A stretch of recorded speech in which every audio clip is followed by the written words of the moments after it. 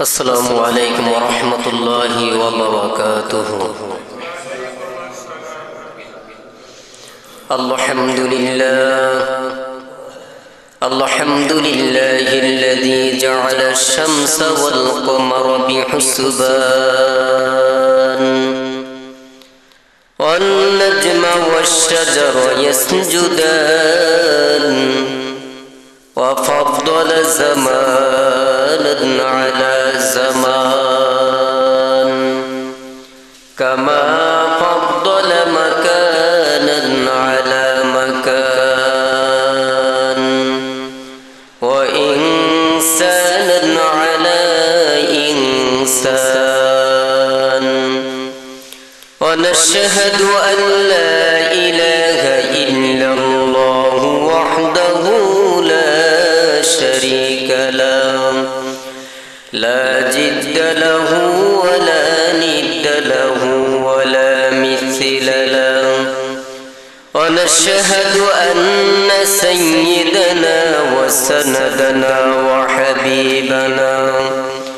وحبيب قلوبنا ومولانا محمدا عبد الله ورسوله الذي أرسله بالحق بشيرا ونذيرا وداعيا إلى الله بإذنه وسراجا منيرا. أما بعد فأعوذ بالله من الشيطان الرجيم. بسم الله الرحمن الرحيم.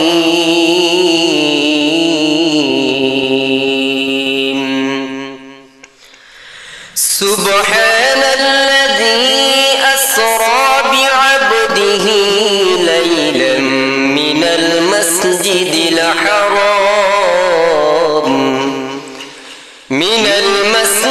الحرام إلى المسجد الأقصى الذي باركنا حوله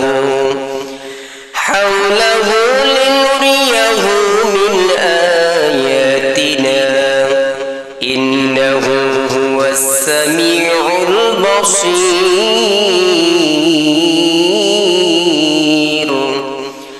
وقال تعالى إن الله وملائكته يصلون على النبي يا أيها الذين آمنوا صلوا عليه وسلموا تسليما.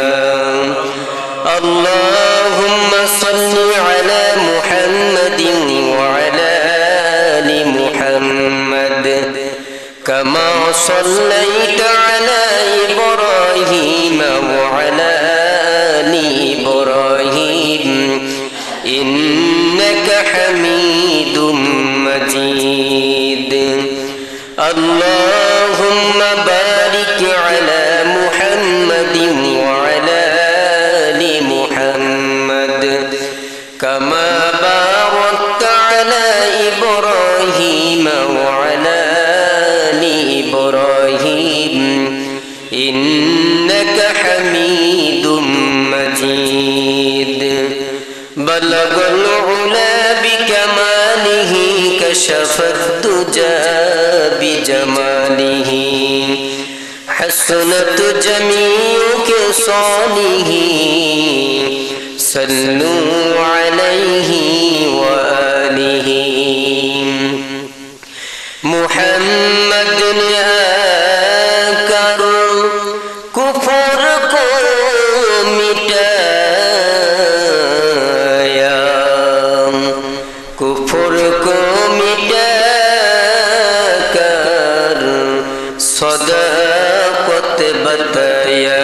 बलगुल उला बिकमालिही कशफत दुजा बिजमालिही हसनत जमीउ के सालिही सल्लू अलैहि व आलिही لا إله إلا الله لا إله إلا الله لا إله إلا الله لا إله إلا الله لا إله إلا الله لا إله إلا الله لا إله إلا الله لا إله إلا الله لا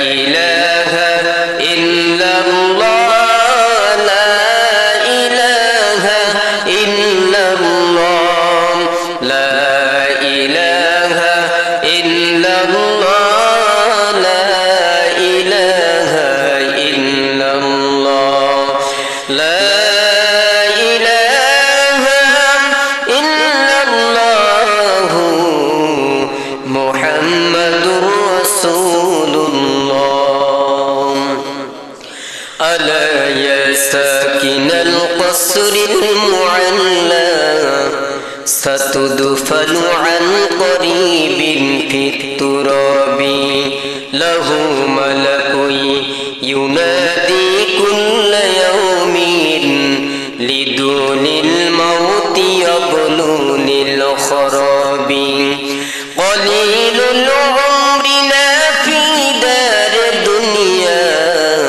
ومرجعنا إلى بيت التراب لا إله إلا الله لا إله إلا الله لا إله إلا الله لا إله إلا الله لا إله إلا الله لا إله إلا الله لا إله إلا الله لا إله إلا الله لا إله إلا الله لا إله إلا الله لا إله إلا الله لا إله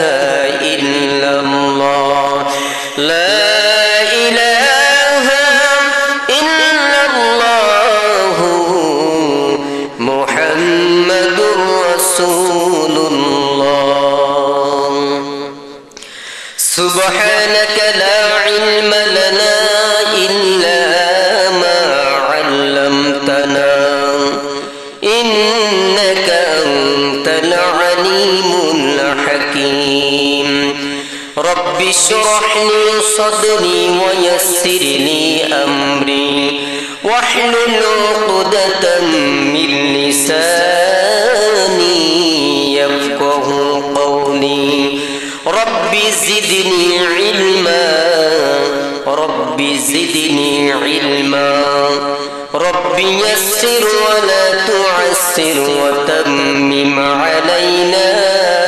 بالخير تكبير میں کلمہ میں نمازوں میں عزامیں تکبیر میں کلمہ میں نمازوں میں عزامیں ہے نام الہی سے ملا نام محمد ہے نام الہی سے ملا نام محمد فرماتے ہیں آدم کو مجھے خلد و تری میں لکھا ہوا تو باپ ملا نام محمد لکھا ہوا تو باپ ملا نام محمد اے مین محبوب مطلب کا اشارہ اے مین محبوب مطلب کا اشارہ پھر کیوں نہ ہو محبوب خدا نام محمد پھر کیوں نہ ہو محبوب خدا نام আলহামদুলিল্লাহ। হাজী হেদায়েতুল্লাহ বাইতুল মামুর জামে মসজিদের সম্মানিত মুসলিম ইকরাম, পর্দানিশীন সম্মানিতা মা ও বোনেরা, মহান আল্লাহ রাব্বুল আলামিনের দরবারে অসংখ্য অগণিত শুকরিয়া আদায় করি যে আল্লাহ রাব্বুল আলামিন আপনাকে আমাকে আজকের পবিত্র জুমার দিন, রজব মাসের আজকে শেষ জুমা, রজব মাসে আজকে 30 তারিখ, জানুয়ারি মাসের আজকে 31 তারিখ, বাংলা মাঘ মাসের 17 তারিখ। আল্লাহ রাব্বুল আলামিন রজব মাসের শেষ প্রান্তে আমাদেরকে পৌঁছে দিলেন, আলহামদুলিল্লাহ। কারণ এই রজব মাসে অনেক মানুষ চলে গেল, আপনাকে আমাকে হায়াতের মাঝে বরকত দিয়েছেন, আলহামদুলিল্লাহ। আল্লাহ তাআলা আমাদেরকে রমজান পর্যন্ত পৌঁছে দিন, সকলে বলুন আমিন। সম্মানিত ভাইয়েরা, রজব মাস আমাদের নিকট থেকে বিদায় নিল। আমরা আগামীকাল পাবো শাবান মাসের 1 তারিখ। আল্লাহ তাআলা আমাদেরকে শাবান মাসেও যেন হায়াতের মাঝে বরকত দান করেন, সকলে বলুন আমিন। সম্মানিত ভাইয়েরা, পর্দানিশীন মা বোনেরা, রজব মাস একটি ফজিলতপূর্ণ মাস ছিল, ইবাদতের মাস ছিল, নফল রোজা, নফল ইবাদত করার মতো একটি মাস ছিল। আগামী মাসটাও আসবে ইনশাআল্লাহ, নফল রোজা, নফল নামাজে ইনশাআল্লাহ আল্লাহ রাব্বুল আলামিন আমাদেরকে স্বতঃস্ফূর্তভাবে আল্লাহ পাকের গোলামি করার মতো যেন তৌফিক দান করেন, চিল্লায় বলুন আমিন। আমি আজকে কিছু কথা বলবো যে শবে মেরাজ সম্পর্কে। শবে মেরাজ, মেরাজটা কি? মেরাজ অর্থ উপরে গমন করা, ঊর্ধ্বলোকে গমন করা, মেরাজ।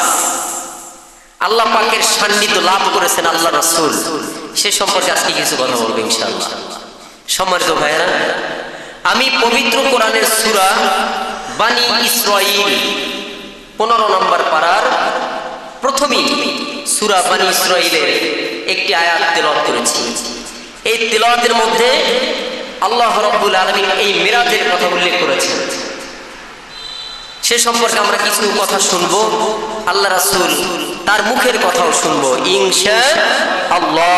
আমাকে বলার, আপনাদের সকলকে আমলের সাথে শ্রবণ করার মতো যেন তৌফিক দান করেন, চিল্লায় বলুন আমিন। সম্মানিত ভাইয়েরা, আল্লাহ পাক রব্বুল আলামিন বলেন, সুবহানাল্লাযী আসরা বিআবদিহি লাইলাম মিনাল মাসজিদিল হারাম মিনাল মাসজিদিল হারাম ইলাল মাসজিদিল আকসাল্লাযী বারাকনা হাওলাহু লিনুরিয়াহু মিন আয়াতিনা ইন্নাহু হুয়াস সামিউল বাসীর। আল্লাহু আকবার। ও মুসলমান ভাই, সেই মহান সত্তা যিনি আপনাকে আমাকে সৃষ্টি করলেন, আমাদের রব, তিনি তার প্রিয় বান্দাকে এক মহান রজনীতে, এক রাতে মসজিদুল হারাম বাইতুল্লাহ শরীফ থেকে মসজিদে আকসা অর্থাৎ বাইতুল মুকাদ্দাস পর্যন্ত আল্লাহ পাক রব্বুল আলামিন তার প্রিয় বান্দাকে ভ্রমণ করাইলেন, সুবহানাল্লাহ। কোথা থেকে? বাইতুল মুকাদ্দাস পর্যন্ত, বাইতুল্লাহ শরীফ থেকে বাইতুল মুকাদ্দাস পর্যন্ত আল্লাহ পাক রব্বুল আলামিন তার বান্দাকে ভ্রমণ করাইলেন। শুধু তাই নয়, আল্লাহ পাক রব্বুল আলামিন বলেন, সেই মসজিদের চতুর্পাশে আল্লাহ পাকের খায়ের বরকত দান করেছেন, চিল্লায় বলুন সুবহানাল্লাহ। আমার ভাই, এই ভ্রমণ এর জন্য যে আল্লাহ পাক রব্বুল আলামিন তার প্রিয় বান্দাকে আল্লাহ পাকের নিদর্শন, আল্লাহ পাকের কুদরত, আল্লাহ পাকের সব কিছু আল্লাহ রাসূলের সচক্ষে দেখাবেন, এই জন্য আল্লাহ তাআলা এই ভ্রমণটা করাইলেন, সুবহানাল্লাহ। আল্লাহ পাক রব্বুল আলামিন সর্বশ্রোতা এবং বিজ্ঞানময়, সুবহানাল্লাহ। আমার ভাইরা, বন্ধুরা আমার, এই জন্য আল্লাহ রাব্বুল আলামিন কোরআনের আয়াতের মধ্যে বলছেন তোমরা ঘুরো, তোমরা দেখো। এই ঘোরাফেরা করলে বিভিন্ন জায়গায় গেলে অনেক কিছু শেখার আছে। আমরা তো এখানেই সীমাবদ্ধ। আল্লাহ তাআলা এই কোরআনের মধ্যে বলছেন তোমরা ঘুরো, দেখো, দেখে তোমরা জ্ঞান অর্জন করো। আল্লাহ পাকের আদেশ, ঘুরতে হবে। যে আয়াতের মধ্যে আল্লাহ রাব্বুল আলামিন বললেন যে আমার বান্দাকে এজন্যই ঘুরাইলাম যাতে করে আমার নিদর্শন, আমার কুদরত, আমার হিকমত সব কিছু আমার প্রিয় হাবিব, আমার দোস্ত নিজ চোখে যেন দেখতে পারে। সুবহানাল্লাহ। ও মুসলমান নবীর উম্মতের দল, জেনে রাখুন আল্লাহর পয়গম্বরের মেরাজ হলো, মেরাজ হলো আসমান পর্যন্ত। আসমান হতে আল্লাহ পাকের তার পছন্দের জায়গা পর্যন্ত, আল্লাহ পাকের তার পছন্দ জায়গা পর্যন্ত আল্লাহ রাসূল সশরীরে জাগ্রত অবস্থায়, জাগ্রত অবস্থায়, সশরীরে জাগ্রত অবস্থায় হওয়ার ঘটনা সত্য এবং বাস্তব, ঠিক কিনা? এর মধ্যে কোনো সন্দেহ নাই। আসেনি? কোনো সন্দেহ নেই। যেহেতু কোরআনের কথা যে আল্লাহ রাসূল জাগ্রত অবস্থায়, সুস্থ অবস্থায়, জাগ্রত অবস্থায় এই যে ঘটনার সত্য এবং বাস্তব, এর মধ্যে কোনো বিন্দু মাত্র সন্দেহ শোভা নেই। ঈমান থাকবে?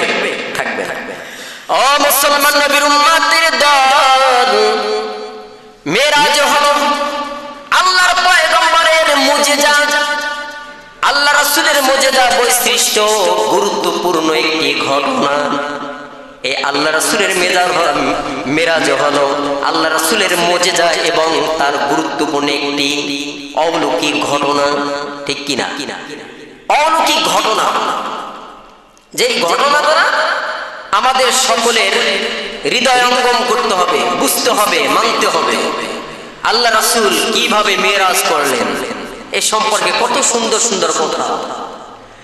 ও মুসলমান নবীর উম্মতের দল, আল্লাহর পয়গম্বরের সাহাবী হযরত আবু হুরায়রা রাদিয়াল্লাহু তাআলা আনহু হাদিস বর্ণনা করেছেন।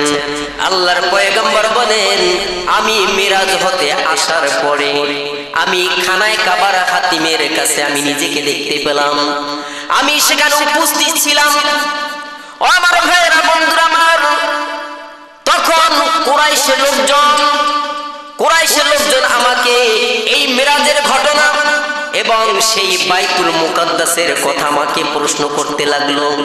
কুরাইশের লোকেরা আমাকে প্রশ্ন করতে লাগলো, মিরাজে কি দেখে আসলেন, বাইতুল মুকাদ্দাস কেমন, এই সম্পর্কে আমি নবীকে জিজ্ঞেস করতে লাগলো, কোশ্চেন করতে লাগলো। ও মুসলমান নবীর উম্মতের দল, আল্লাহর পয়গম্বর বলেন, বাইতুল মুকাদ্দাস সম্পর্কে আমি অবগত ছিলাম না, আমার স্মরণে ছিল না। বাইতুল মুকাদ্দাস তার ভিতরে কেমন, তার জানালা কয়টা, দরজা কয়টা আমার মনে নাই। আমি অস্থির হয়ে পড়লাম। আল্লাহর পয়গম্বর বলেন, ইতিপূর্বে আমি এরকমের অস্থির আর কখনই হই নাই। সুবহানাল্লাহ। ওরে মুসলমান নবীর উম্মতের দল, আল্লাহর পয়গম্বর বলেন, কুরাইশের লোকজন আমাকে খালি এই যে মিরাজ সম্পর্কে, বাইতুল মুকাদ্দাস সম্পর্কে আমাকে প্রশ্ন করতে লাগলো, কিন্তু বাইতুল মুকাদ্দাস সম্পর্কে আমার নলেজে ছিল না। আমি অস্থির হয়ে পড়ছি। ভাইয়ার আমার, যেই নবীর উসিলা কুল কায়নাত, চন্দ্র, সূর্য, গ্রহ, নক্ষত্র, নবমণ্ডলে, ভূমণ্ডলে যা কিছু আছে সব কিছু এই পেয়ারা নবীর উসিলা করে হয়েছে, ঠিক কিনা? ভাইয়ের আমার, বন্ধুরা আমার, আল্লাহ পাক রব্বুল আলামিন মহিয়ান, গরিয়ান, সর্বশক্তিমান, দয়ালু, দাতা, মেহেরবান সেই আল্লাহ চান না আমার নবীকে তার বান্দাদের কাছে হ্যায় প্রতিপন্ন হোক, এটা আল্লাহ চান না, ঠিক কিনা? আল্লাহ চান নাই। মহিয়ান, গরিয়ান, সর্বশক্তিমান, দয়ালু, দাতা, মেহেরবান প্রভু। আমার ভাইয়েরা, আল্লাহ পাক রব্বুল আলামিন এই বাইতুল মুকাদ্দাসকে আল্লাহ রাসূলের চোখের সামনে এনে দিলেন। সুবহানাল্লাহ।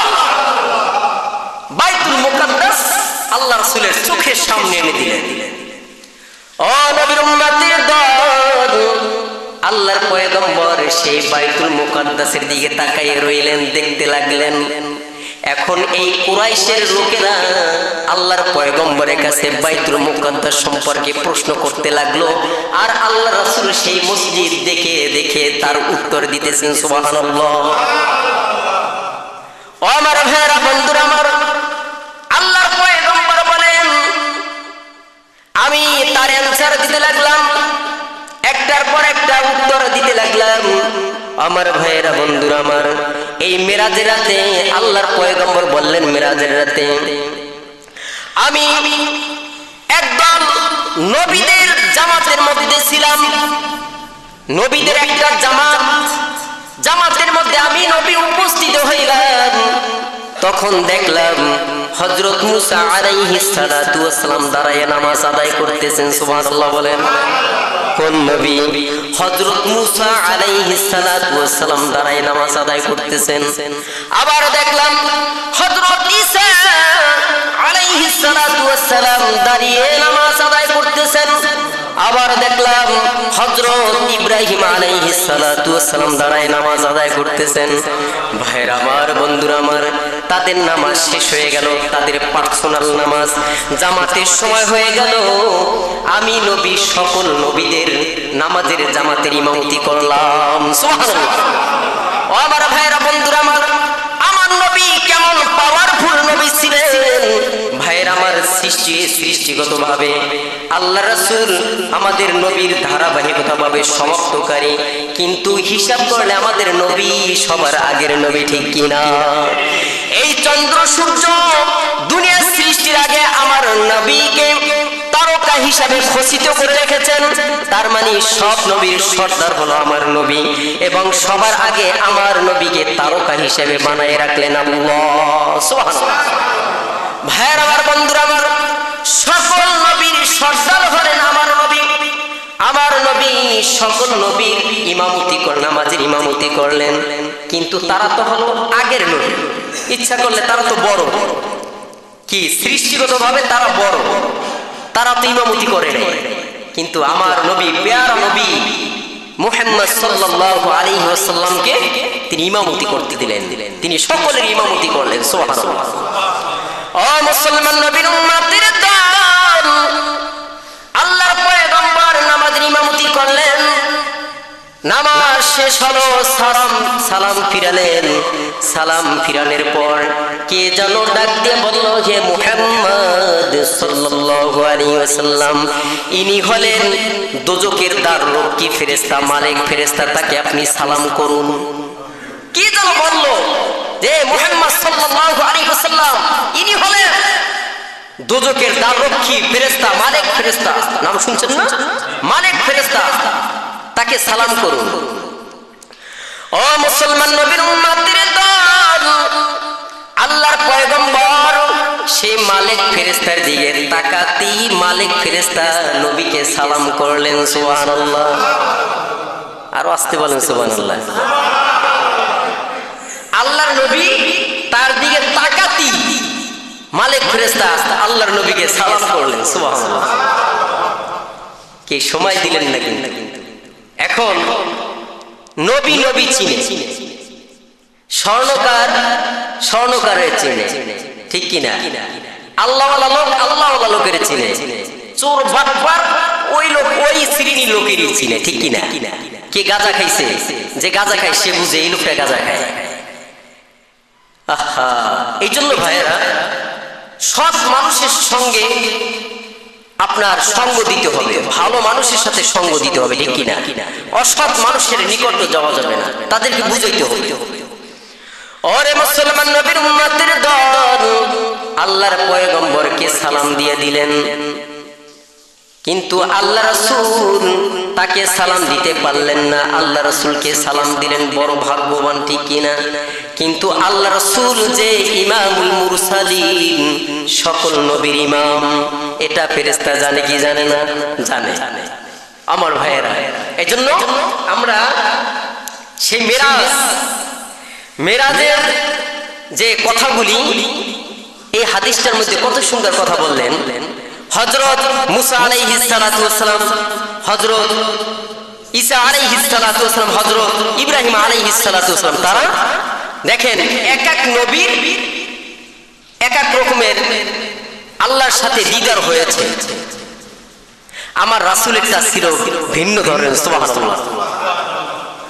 ও আমার ভাই, হযরত মুসা আলাইহিস সালাতু ওয়াস সালামের দিদার ছিল তুর পাহাড়ে। কোথায়? তুর পাহাড়ে ছিল।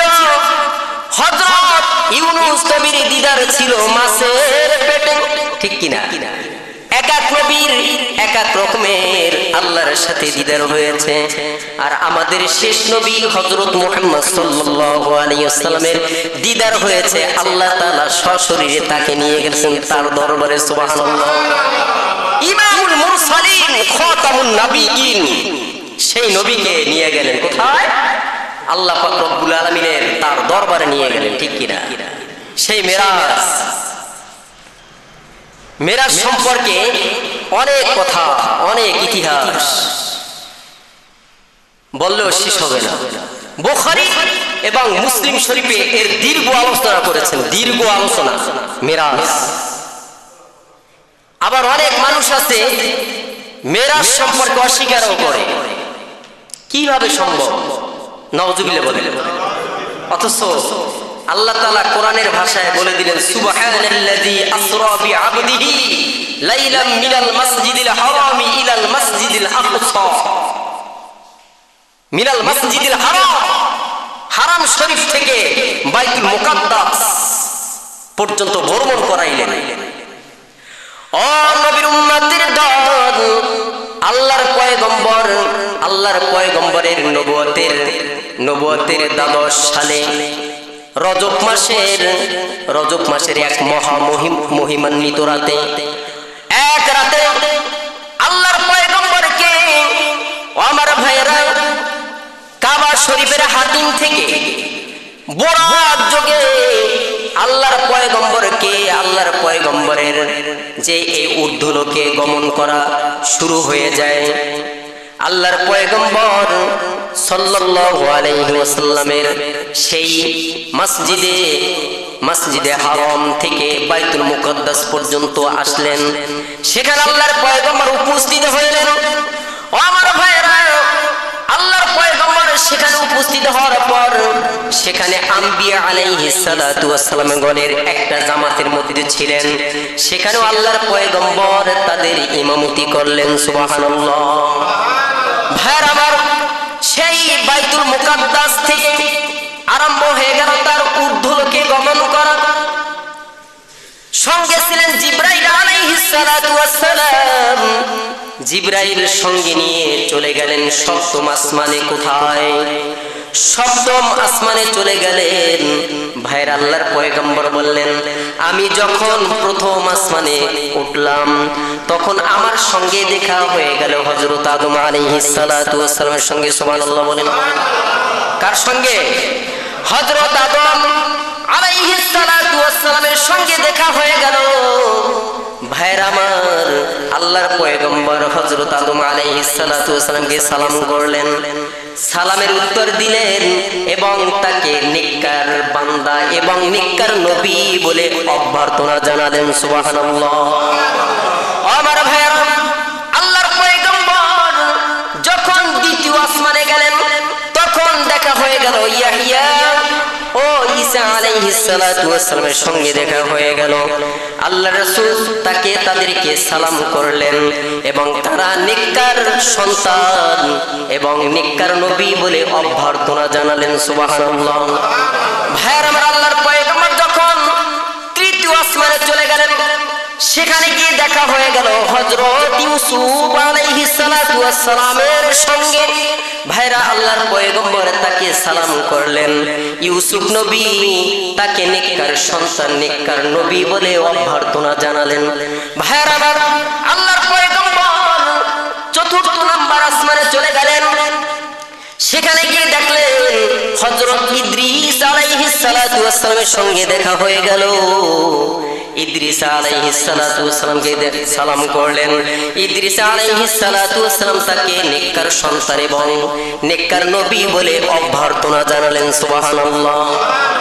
আল্লাহর পয়গম্বর চলে গেলেন পঞ্চম আসমানে। পঞ্চম আসমানে হযরত হারুন আলাইহিস সালাতু ওয়াসসালামের সঙ্গে দেখা হয়ে গেল। হারুন আলাইহিস সালাতু ওয়াসসালামকে সালাম করলেন।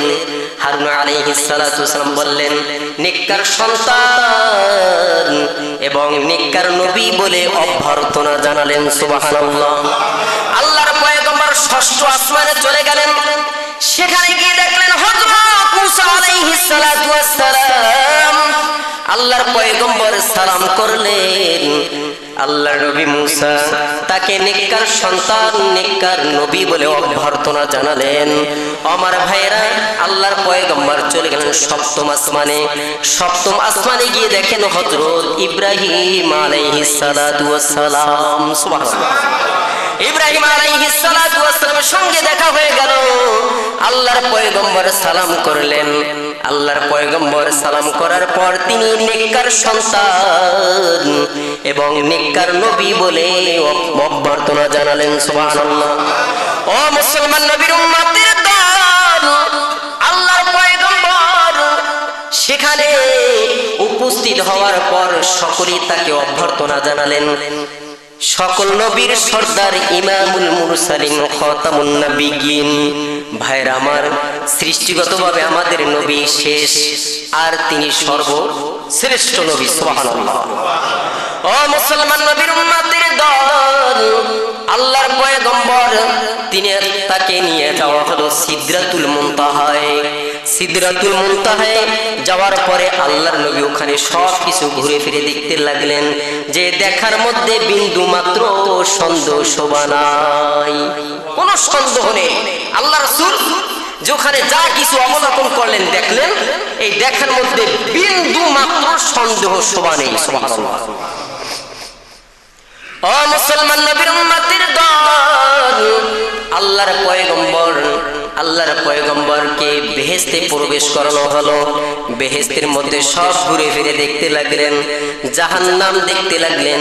ওখানে যা কিছু আছে নাজ নিয়ামত সব কিছু আল্লাহর পয়গম্বর সুন্দরভাবে বিচক্ষণভাবে দেখলেন, যে দেখার মধ্যে বিন্দু মাত্র সন্দেহ নাই। সুবহানাল্লাহ। আমার ভাইয়েরা, বন্ধুরা আমার, আল্লাহর পয়গম্বরকে নিয়ে যাওয়া হলো বাইতুল মামুর। বাইতুল মামুর এই ফেরেশতাদের ইবাদতের গৃহ। ফেরেশতারা কোথায় নামাজ পড়ে? বাইতুল মামুর। এই বাইতুল মামুর হলো, এই বাইতুল মামুরের সোজাসুজি হলো এই কাবা শরীফ। সুবহানাল্লাহ। বাইতুল মামুরের সোজাসুজি কাবা শরীফ। সেই বাইতুল মামুর সেখানে নিয়ে গেলেন সেই সফরের মাধ্যমে। সেই সফরে আল্লাহ পাক রব্বুল আলামিন আল্লাহর পয়গম্বরকে 50 ওয়াক্ত নামাজ সওয়াবের আশায় এবং 5 ওয়াক্ত আদায় হিসাবে ধার্য করেছেন। সুবহানাল্লাহ। আমার ভাইরা, বন্ধুরা আমার, আল্লাহর পয়গম্বর এই 5 ওয়াক্ত নামাজ, এখন একটা কথা হয়ে যায়, বিশেষ বিশেষ কিছু দিনে, যে হুজুর সবে রজব আসছে, সবে মিরাজ, সবে মিরাজ কবে, সবে মিরাজের নামাজ কবে, সবে মিরাজের রোজা কবে? হায় হায়, এটা আপনারা বুঝেন না। এই যে সবে মিরাজে আল্লাহ তাআলা 5 ওয়াক্ত নামাজ নিয়েছেন, এই তো সবে মিরাজ। আপনি 5 ওয়াক্ত নামাজ পড়েন, সবে মিরাজ হবে। এখন বিশেষ দিনই যে আপনারা এই সবে মিরাজ তালাশ করেন, ঘটনাটা আহা, ফরজ লাগে আসলেই খবর নেই। দেখবেন এই বিশেষ বিশেষ কিছু দিন আসে, তখন তাদের মধ্যে পেয়ারা চলে আসে, হুজুর সবে মিরাজের কবে রোজা রাখবে, নামাজ কবে পড়বে, অথচ 5 ওয়াক্ত নামাজের কোনো খবর নেই। অথচ আল্লাহ রাসূল এই সবে মিরাজে এই 5 ওয়াক্ত 50 ওয়াক্ত নামাজ সওয়াবের আশায় 5 ওয়াক্ত নামাজ আদায়ার্থে আদায় করতে হবে। এই 5 ওয়াক্ত নামাজ, এই নামাজই তো আল্লাহ রাসূল মিরাজ থেকে নিয়ে আসলেন নামাজের জন্য। এই নামাজের কোনো খবর নেই। এই 5 ওয়াক্ত নামাজ যে আদায় করবে সে সবে মিরাজ, সবে মিরাজ সে যেন তালাশ করলো 5 ওয়াক্ত নামাজ যে বান্দা বান্দি আদায় করবে সে সবে মেরাজ আদায় করলো, ঠিক কিনা? এখন নতুন করে আবার সবে মেরাজ আসলে আমাদের যে প্যারা ওঠে এটার জন্য না আসে, কারণ 5 ওয়াক্ত নামাজ আপনার কন্টিনিউ আদায় করতে হবে। সে নামাজ কেন ছেড়ে দেন ভাই? সে নামাজ নামাজ নামাজ ছেড়ে দিন না। আল্লাহ রাসূল যে সেই মেরাজে গিয়ে ওখানে গিয়ে যা কিছু দেখলেন, এই দেখার মধ্যে বিন্দু মাত্র সন্দেহ নেই, বিন্দু মাত্র সন্দেহ নেই। দেখার মধ্যে কি বিন্দু মাত্র সন্দেহ নেই। যারা সন্দেহ করবে তাদের ঈমান কি থাকবে মনে করেন? আস্থা থাকবে না। ভাইরা আমার, আল্লাহ রাসূল এই যে বললেন সশরীরে জাগ্রত অবস্থায় হওয়াটা বাস্তব এবং সত্য, এর মধ্যে কোনো সন্দেহ নেই। আল্লাহ তাআলা আমাদের সকলকে আমল করার মতো যেন তৌফিক দান করেন। চিল্লাইবেন আমিন।